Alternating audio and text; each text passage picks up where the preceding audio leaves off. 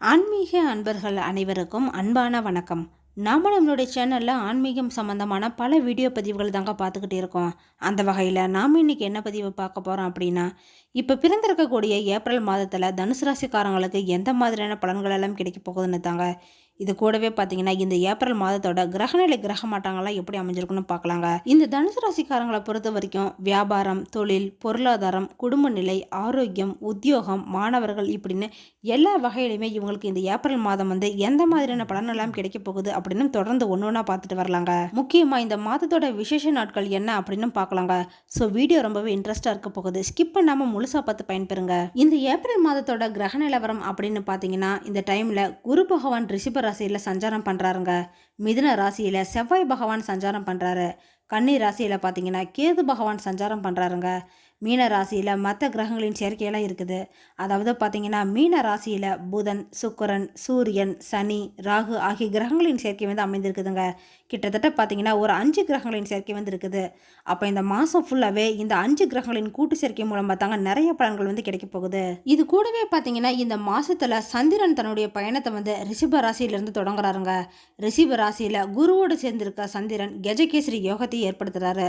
அப்போ பார்த்தீங்கன்னா இந்த மாதத்தோட ஆரம்பமே ரொம்பவே அமோகமாக இருக்க போகுதுங்க. இது கூடவே இந்த மாதத்தில் 2 முக்கிய கிரக பயிற்சிகளாக ஏற்பட போகுதுங்க. ஃபஸ்ட்டு கிரக பயிற்சி அப்படின்னு பார்த்தீங்கன்னா ஏப்ரல் 3ஆம் தேதி அன்னைக்கு செவ்வாய் பகவான் மிதுன ராசியிலிருந்து கடக ராசிக்கு பயிற்சியாகி அந்த இடத்துல நீச்சஸ்தானத்தை அடையிறாருங்க. அதே சமயம் சூரிய பகவான் பார்த்தீங்கன்னா ஏப்ரல் 14ஆம் தேதி விடியற் காலை 3 மணி பக்கமாக மீன ராசியில இருந்து மேச ராசிக்கு பயிற்சி ஆகிறாருங்க. பொதுவாகவே பார்த்தீங்கன்னா சூரிய பகவான் ஒரு ராசியிலேருந்து இன்னொரு ராசிக்கு மாறப்ப தாங்க தமிழ் மாத பிறப்பு அப்படிங்கிறது நடக்குது. அப்போ இந்த டைமில் பார்த்தீங்கன்னா மீன ராசியில் இருக்கக்கூடிய சூரிய பகவான் மேச ராசிக்கு போகிறப்ப நமக்கு சித்திரை மாதம் அப்படின்னு சொல்லக்கூடிய தமிழ் வருட பிறப்பு நடக்க போகுதுங்க. இதை விஸ்வவசு அப்படின்னு சொல்லுவோம். இது ரெண்டும் தாங்க இந்த மாதத்தில் வரக்கூடிய முக்கியமான 2 கிரக பயிற்சிகள் அமைந்திருக்குது. இந்த மாதத்தோட விசேஷ நாட்கள் அப்படின்னு பார்த்தீங்கன்னா ஏப்ரல் 1ஆம் தேதி அன்னைக்கு கார்த்திகை விரதங்க. அதாவது சந்திரன் கார்த்திகை நட்சத்திரத்தில் இருந்து தன்னுடைய டிராவலை ஆரம்பிக்க போகிறாருங்க. ஏப்ரல் 5ஆம் தேதி பார்த்தீங்கன்னா வாஸ்து தினங்க. அதனால் வீட்டுக்கு வாசக்கால் வைக்கிறது, இல்லை பூமி பூஜை செய்கிறது, இல்லைன்னா வீடு சம்மந்தப்பட்ட எந்த ஒரு ஆல்ட்ரேஷன் ஒர்க்காக இருந்தாலுமே இந்த நாளில் நம்ம செஞ்சுக்கலாங்க. இதை தொடர்ந்து அடுத்த நாளே பார்த்தீங்கன்னா அதாவது ஏப்ரல் 6ஆம் தேதி ராமநவமிங்க. ஸ்ரீ ராமச்சந்திர மூர்த்தி அவதரித்த நாளாக தான் சொல்லப்படுது. அன்னைக்கு பார்த்தீங்கன்னா நீர், மோர், பானகம் இது எல்லாமே நாம் நிவேதனமாக செஞ்சு பக்தர்களுக்கு தானமாக கொடுக்கலாங்க. அதுவும் பெருமாள் கோயிலில் நீங்கள் கொடுக்கறது இன்னுமே சிறந்த பலன்களை உங்களுக்கு கொடுக்கும். இது மட்டும் இல்லைங்க, இந்த நாளில் நம்ம திருமணம் ஆகாத பெண்களாக இருக்கக்கூடிய பட்சத்தில் விரதம் வழிபாடு செய்யலாங்க. நல்ல ஒரு வாழ்க்கை துணை அப்படிங்கிறது கண்டிப்பாக அமையும். அதுக்கு அடுத்ததாக பார்த்தீங்கன்னா ஏப்ரல் 11ஆம் தேதி பங்குனி உத்திரங்க. முருகனுக்கே உண்டான விசேஷமான நாளாக தான் சொல்லப்பட்டிருக்குது. இந்த நாளில் நம்ம காவடி எடுக்கிறது, இல்லை பாத யாத்திரையாக போகிறது, அழகு குத்துறது, மொட்டை அடிக்கிறது, இல்லை விரதம் இருந்து வழிபாடு செய்கிறது இப்படின்னு அன்னைக்கு எல்லாமே செய்யலாங்க. அப்போ முருகனுக்காக நீங்கள் என்னெல்லாம் வேண்டுதல் வச்சுருக்கீங்களோ அந்த வேண்டுதல் எல்லாமே இந்த பங்குனி உத்திரம் நாளில் நம்ம நிறைவேற்றிக்கலாம். முருகனோட பரிபூர்ண அருள் எல்லாருக்குமே கிடைக்குங்க. அடுத்த நாளே பார்த்தீங்கன்னா ஏப்ரல் 12ஆம் தேதி பௌர்ணமிங்க. அன்னைக்கு கிரிவலம் போகலாம். எல்லா மலைகளிலுமே நாம் கிரிவலம் போகலாங்க. ஏன் உங்கள் ஊரில் உங்கள் வீட்டுக்கு பக்கத்தில் இருக்கக்கூடிய பெருமாள் இல்லைன்னா சிவன் கோயிலில் கூட நீங்கள் சுற்றி வரதுமே கிரிவலம் செய்த பலன் தான் உங்களுக்கு கிடைக்கும். முக்கியமாக சொல்லணும் அப்படின்னு பார்த்தீங்கன்னா திருவண்ணாமலையில் கிரிவலம் போகலாங்க. அது ரொம்பவே விசேஷமானது. உங்களுக்கு என்ன வேணுமோ அதை நடக்கணும் அப்படின்னு வேண்டிக்கிட்டு கிரிவலம் சுற்றி வந்தீங்க அப்படின்னா அது சீக்கிரமாக நிறைவேறிடுங்க. அடுத்ததாக பார்த்தீங்கன்னா ஏப்ரல் 14ஆம் தேதி தமிழ் விஸ்வவசு அப்படின்னு சொல்லக்கூடிய சித்திரை தமிழ் வருட பிறப்புங்க. இந்த தமிழ் வருட பிறப்பில் பார்த்தீங்கன்னா முக்கணிகளையும் வச்சு கூடவே பூ, பழம், தேங்காய், வெத்திலைப்பாக்கு, கண்ணாடி, தங்கம், வெள்ளி, பணம் இல்லைன்னா சில்லற காசு இது எல்லாமே நாம் வச்சு நைட்டே ரெடி பண்ணி வச்சுக்கணுங்க. ஒரு பிளேட்டில் தமிழ் வருட பிறப்புக்கு முதல் நாள் நைட்டே நாம் இதெல்லாம் ரெடி பண்ணி வச்சுக்கணுங்க. அதாவது காலையில் எழுந்திரிச்சோடனே நம்ம எங்கே பார்ப்போமோ அந்த இடத்துல நம்ம கண்ணுக்கு தெரிகிற மாதிரி இதை வைக்கணுங்க. முதல்ல இதை நாம் அன்னைக்கு பார்த்தோம் அப்படின்னா அந்த வருஷம் ஃபுல்லாகவே நமக்கு எந்த ஒரு செல்வக்குறையுமே ஏற்படாமல் மகாலட்சுமியின் திருப்பார்வை நமக்கு கிடைக்குங்க. அப்போ பார்த்தீங்கன்னா இந்த இமேஜில் இருக்கிற மாதிரி நீங்கள் பிளேட்லாம் செட் பண்ணி வச்சுக்கலாம். இதுக்கு அடுத்ததாக பார்த்தீங்கன்னா ஏப்ரல் 22ஆம் தேதி நடராஜர் அபிஷேகங்க. நடராஜருக்கு நடத்தக்கூடிய 6 முக்கியமான அபிஷேகத்தில் ஒன்றா தாங்க இது அமைந்திருக்குது. இதுக்கு அடுத்த நாளே பார்த்தீங்கன்னா அதாவது ஏப்ரல் 23ஆம் தேதி மறுபடியும் ஒரு வாஸ்து நாள் வருதுங்க. இது சித்திரையில் வரக்கூடிய ஃபஸ்ட்டு வாஸ்து நாளாக நமக்கு அமைந்திருக்குது. அப்போ பார்த்தீங்கன்னா இந்த நாளிலே நம்ம வீடு சம்மந்தப்பட்ட எந்த ஒரு ஆல்ட்ரேஷன் வேலையாக இருந்தாலும் செஞ்சுக்கலாங்க. அடுத்ததாக பார்த்தீங்கன்னா ஏப்ரல் 27ஆம் தேதி அமாவாசைங்க. தமிழ் மாத கணக்குப்படி பார்த்தீங்கன்னா இது சித்திரை மாதத்தில் வரக்கூடிய முதல் அமாவாசையாக நமக்கு அமைந்திருக்குது. அன்னைக்கு முன்னோர்களுக்கு நாம் தர்ப்பணம் கொடுத்து வழிபாடு செய்யலாங்க. இது கூடவே ஏப்ரல் 30ஆம் தேதி, அதாவது மாத கடைசி அன்னைக்கு பார்த்தீங்கன்னா அக்ஷய திருதி வருதுங்க. இந்த நாளில் கோல்டு, சில்வர் இதெல்லாமே நம்ம வாங்கி வைக்கலாம். மேக்ஸிமம் பார்த்தீங்கன்னா எல்லாருமே வருஷம் ஃபுல்லாக கஷ்டப்படுற காசை வந்து இந்த அக்ஷய திருதி அன்னைக்கு ஏதாவது நகை வாங்கணும் அப்படின்னு தாங்க ஆசைப்படுறாங்க. ஆனால் இந்த நாளில் வந்து நம்ம நகை வாங்குறத விட மற்றவங்களுக்கு தானமாக கொடுக்கறது மூலியமாக தாங்க இரட்டிப்பு பலனாக கிடைக்கும். அப்போ பார்த்தீங்கன்னா இந்த ஏப்ரல் மாதத்தில் வரக்கூடிய அக்ஷய திருதி அன்னைக்கு தங்கம், வெள்ளி இது மாதிரிலாம் காயின் வந்து ஏதாவது சின்னதாவது வாங்கி மற்றவங்களுக்கு தானமாக கொடுங்க. இது கூடவே பார்த்தீங்கன்னா அன்னைக்கு அன்னதானமும் செய்யலாங்க. ஏன்னா தானத்திலே சிறந்த தானம் அப்படின்னு பார்த்தீங்கன்னா அது இந்த அன்னதானம் தாங்க. அதனால் முடிஞ்சவங்க தங்கம், வெள்ளி இதெல்லாம் வாங்கி தானமாக கொடுங்க. முடியாத பட்சத்தில் அன்னதானமாவது செய்யுங்க. மகாலட்சுமியின் அருள் கடாட்சம் அப்படிங்கிறது உங்களுக்கு நிறைந்திருக்குங்க. இது எல்லாம் தாங்க இந்த ஏப்ரல் மாதத்தில் வரக்கூடிய முக்கியமான விசேஷ நாட்களாக அமைந்திருக்குது. இதில் முக்கியமாக சொல்லப்படாத இன்னொரு விசேஷ நாளும் இருக்குதுங்க. அதாவது சமயபுரம் மாரியம்மன் வந்து பச்சை பட்டினி விரதம் இருக்கிறது தாங்க. மாசி மாத கடைசியில் ஆரம்பித்து பங்குனி மாதம் கடைசி வரைக்குமே அம்பாள் நமக்காக பச்சை பட்டினி விரதம் இருக்கிறாங்க. ஆமாங்க, வருஷம் ஃபுல்லாகவே நம்ம வேண்டிக்கிற குறைகள் எல்லாமே தீரணும் அப்படிங்கிறதுக்காக சிவன் இடத்துல அம்பாள் வந்து இந்த பச்சை பட்டினி விரதம் வந்து இருக்கிறாங்க. இது வந்து 28 நாள் இருக்கக்கூடிய விரதங்க. இந்த நாளில் வந்து அம்பாளுக்கு சமைக்கப்பட்ட எந்த ஒரு நெய்வேத்தியமும் படைக்கப்படுறது இல்லைங்க. முக்கியமாக பார்த்தீங்கன்னா இந்த விரத நாட்களில் வரக்கூடிய ஞாயிற்றுக்கிழமை அன்னைக்கு பார்த்தீங்கன்னா பூச்செறிதல் விழாவும் கொண்டாடப்படுதுங்க. அது வந்து ரொம்பவே சிறப்பு வாய்ந்ததாக இருக்குது. அப்போ பார்த்தீங்கன்னா 4 வாரங்கள் வந்து ஏற்கனவே முடிஞ்சிருச்சுங்க.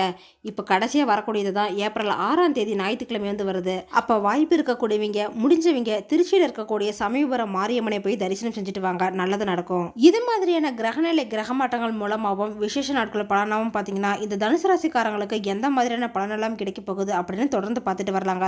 இந்த தனுசு ராசிக்காரங்களுக்கு ஏப்ரல் மாதத்தை பொறுத்த வரைக்கும் பார்த்தீங்கன்னா மிதமான பலனை தாங்க கொடுக்க போகுது.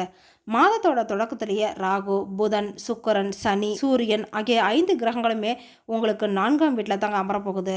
அப்போ இது மாதிரியான சுச்சுவேஷனில் பார்த்தீங்கன்னா உங்களுடைய குடும்ப வாழ்க்கையில் அமைதி இல்லாமல் சூழ்நிலை தாங்க ஏற்பட போகுது. அதாவது ஹஸ்பண்ட் ஒய்ஃப் ரிலேஷன்ஷிப்பை பொறுத்த வரைக்கும் பார்த்தீங்கன்னா சின்னதாக மனக்கசப்பு, கருத்து வேறுபாடு, வாக்குவாதம் இதெல்லாமே அதிகமாக வருங்க.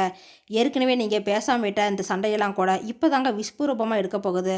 அது மட்டும் இல்லாமல் வீட்டில் இருக்கிறவங்க கூட உறவு கூட உங்களுக்கு ரொம்பவே மோசமாகலாங்க. அப்போ இந்த தனுசு ராசிக்காரங்களை பொறுத்த வரைக்கும் பார்த்தீங்கன்னா 2 பேத்துல யாராவது ஒருத்தராவது கொஞ்சம் அமைதியாக விட்டு கொடுத்துட்டு போகிறது மூலியமாக தாங்க வாழ்க்கையில் வந்து நல்ல ஒரு சூழ்நிலை வந்து உங்களால் உருவாக்கிக்க முடியும். இது கூடவே பார்த்தீங்கன்னா கேது பகவான் 10ஆம் வீட்டில் இருக்கிறாருங்க. அப்போ பார்த்தீங்கன்னா வேலையில் ஆர்வம் குறைந்து உங்களுக்கு வேலையில் பிரச்சனைகள் வரதுக்கான வாய்ப்பு கூட இருக்குதுங்க. ஏன்னா ஒர்க் ப்ரெஷர் வந்து உங்களுக்கு ஜாஸ்தியாக இருக்கும். வேலையை வந்து உங்களால் சொன்ன டைமுக்கு முடிய முடியாத சூழ்நிலையெல்லாம் இருக்குங்க. அதனால் ஹையர் ஆஃபீஸர்ஸ் கிட்டையும் கூட வேலை செய்கிறவங்க கிட்டையும் பார்த்தீங்கன்னா நிறைய பிரச்சனைகள் வரதுக்கான வாய்ப்பு இருக்குது. இதனால வேலையை இழக்கிறதுக்கான சூழ்நிலையெல்லாம் கூட இருக்குதுங்க. அதனால் கொஞ்சம் கவனமாக இருந்துக்கோங்க. மாதத்தோட ஃபர்ஸ்ட்லேயே பார்த்தீங்கன்னா செவ்வாய் பகவான் 7ஆம் வீட்டில் பயிற்சி ஆகிறாருங்க. அதுக்கப்புறமா 8ஆம் இடத்துக்கும் போகிறதுனால வியாபாரம் செய்கிறவங்களுக்கு ஏற்ற தளவுகள்லாம் இருக்குங்க. அப்போ இது மாதிரியான சுச்சுவேஷன் பார்த்தீங்கன்னா நீங்கள் வியாபாரத்தை வந்து விரிவாக்கம் செய்கிறது, இல்லை வேற இடத்துக்கு மாற்றுறது, தொழிலை வந்து வேற ஏதாவது புதுசாக ஸ்டார்ட் பண்ணுறது இப்படின்னு எதுவுமே செய்ய வேணாங்க. முக்கியமாக பார்த்தீங்கன்னா பிஸ்னஸில் வந்து நீங்கள் எந்த ஒரு இன்வெஸ்ட்மெண்ட்டும் பண்ண வேணாங்க. இது கூடவே பார்த்தீங்கன்னா உங்களோட உடல் ஆரோக்கியத்தில் நீங்கள் அதிகமாக கவனம் செலுத்த வேண்டிய நேரம் தாங்க இது. திருமண விஷயத்தை பொறுத்த வரைக்கும் பார்த்தீங்கன்னா இந்த மாதத்தோட தொடக்கத்தில் இருந்தே சில பிரச்சனைலாம் வரலாங்க. அதனால இந்த டைமில் வந்து திருமண பேச்சுவார்த்தை எல்லாமே கொஞ்சம் தள்ளி வச்சுக்கோங்க. அது மட்டும் இல்லைங்க, ஏற்கனவே திருமணம் ஆனவங்கள இருக்கக்கூடிய பட்சத்தில் உங்களோட மனைவியின் உடல் நலத்திலே சில பிரச்சனைகள் வரலாங்க. இது மாதிரி இருந்தாலுமே கூட பார்த்தீங்கன்னா இந்த தனுசு ராசிக்காரங்களுக்கு காதல் விஷயத்தை பொறுத்த வரைக்கும் ரொம்பவே சாதகமாக தாங்க அமைஞ்சிருக்குது. உங்கள் காதலை வந்து நீங்கள் வெளிப்படையாக சொல்லலாம். இது மட்டும் இல்லைங்க, உங்களுடைய காதலை வந்து அடுத்த கட்டமான திருமணத்தை கூட நீங்கள் எடுத்துகிட்டு போகலாங்க. அதுவும் சக்ஸஸ் தான் ஆக போகுது. பொருளாதார ரீதியாக பார்த்தீங்கன்னா இந்த மாதம் வந்து உங்களுக்கு இப்போ இருக்கிற லெவலில் தாங்க மெயின்டைன் ஆகிட்டு இருக்கும். அதனால் பார்த்தீங்கன்னா இந்த மாதத்தில் வந்து உங்களுக்கு பாதிக்கு மேலே நிறைய செலவுகள் இருக்கிறதுக்கான வாய்ப்பு கூட இருக்குது. ஆனால் 2வது பாதிக்கு மேலே பார்த்தீங்கன்னா செலவுகள் இருந்தாலுமே கூட நல்ல ஒரு வருமானமும் உங்களுக்கு கிடைக்குங்க. அப்போ பணத்துக்கான செலவு இருக்கிற டைமில் பார்த்தீங்கன்னா நீங்கள் தேவையில்லாத செலவுகள்லாம் கொஞ்சம் அவாய்ட் பண்ணிக்கோங்க. இதனால் பார்த்தீங்கன்னா உங்களோட நிதிநிலையில் நல்ல ஒரு முன்னேற்றத்தை வந்து நீங்கள் பார்க்கலாம். இது கூடவே பார்த்தீங்கன்னா இந்த மாதம் மாணவர்களுக்கு ஏற்றத்தாழ்வுகள் நிறைந்தது தாங்க இருக்க போகுது. இந்த டைமில் வந்து நீங்கள் ரொம்பவே கடுமையாக முயற்சி செஞ்சீங்க அப்படின்னா வெற்றி அப்படிங்கிறது உங்களுக்கு நிச்சயமாக கிடைக்குங்க. இந்த ஏப்ரல் மாதம் வந்து வெளிநாட்டுக்கு போய் படிக்கிறதுக்கான சூழ்நிலை கூட உங்களுக்கு அமைந்திருக்குதுங்க. நீங்கள் முன்கூட்டியே அதுக்கெல்லாம் தயார் செஞ்சு தான் வச்சுக்கணும். 6ஆம் வீட்டில் அமர்ந்திருக்கக்கூடிய குரு பகவான் இந்த மாதம் ஃபுல்லாகவே உங்களுக்கு 12ஆம் வீட்டை தாங்க பார்க்குறாரு. அப்போ பார்த்தீங்கன்னா செலவுகள் அப்படிங்கிறது அதிகமாகும். இருந்தாலும் கூட பார்த்தீங்கன்னா உங்களோட வருமானத்தை வந்து நீங்கள் கரெக்டாக மெயின்டைன் பண்ணுறது மூலமா இந்த செலவுகளை வந்து நீங்கள் கட்டுப்படுத்த முடியும். இந்த மாதத்தோட ஃபர்ஸ்ட்லேயே பார்த்தீங்கன்னா செவ்வாய் பகவான் உங்கள் ராசியை பார்க்குறாருங்க.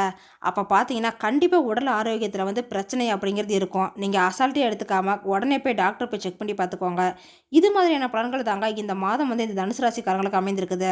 பரிகாரமாக பார்த்தீங்கன்னா உங்கள் ராசி அதிபதியான குரு பகவானின் பீச் மந்திரத்தை வந்து தவறாமல் சொல்லிக்கிட்டு வாங்க, நல்லது நடக்கும். அப்போ யாரெல்லாம் இது மாதிரி குரு பகவான் மந்திரம் வழிபாடெல்லாம் செய்கிறீங்க அப்படின்னு கமெண்ட் பாக்ஸில் சொல்லுங்கள். கூடவே குரு பகவான் கோவிலுக்கு நீங்கள் போயிருக்கீங்களா அப்படின்னு கமெண்ட் பாக்ஸில் மென்ஷன் பண்ணுங்கள். இந்த குரு பகவானை உங்களுக்கு பிடிக்கும் அப்படின்னா ஒரு லைக்கும் பண்ணிவிடுங்க. ஓகே ஃப்ரெண்ட்ஸ், இந்த வீடியோ பதிவு உங்களுக்கு பயனுள்ளதாக இருக்கும் அப்படின்னு நினைக்கிறேன். அடுத்தடுத்து நம்ம சேனலில் ஆன்மீகம் சம்மந்தமான பல வீடியோ பதிவுகள் தாங்க வரப்போகுது. ஸோ நம்ம சேனலை நீங்கள் இப்போ தான் ஃபஸ்ட் டைம் பார்க்குறீங்க அப்படின்னா சப்ஸ்கிரைப் பண்ணி வச்சுக்கோங்க. கூடவே பெல் ஐக்கானையும் கிளிக் பண்ணி வச்சுக்கோங்க. அப்போ தான் நாங்கள் போடுற வீடியோ பதிவு உங்களுக்கு உடனே கிடைக்கும். இந்த வீடியோ உங்களுக்கு பிடிச்சிருந்தா லைக் பண்ணுங்கள், ஷேர் பண்ணுங்கள், கமெண்ட் பண்ணுங்கள். அதோடு உங்கள் ஃப்ரெண்ட்ஸ் அண்ட் ஃபேமிலிக்கும் ஷேர் பண்ணுங்கள். அவங்களும் இந்த வீடியோ பதிவை பார்த்து பயன்பெறட்டும். மற்றொரு ஆன்மீக தகவல் வீடியோவோடு உங்களை சந்திக்கிறேன். ஆன்மீக அன்பர்களான உங்களுக்கு நன்றியும் வணக்கமும்.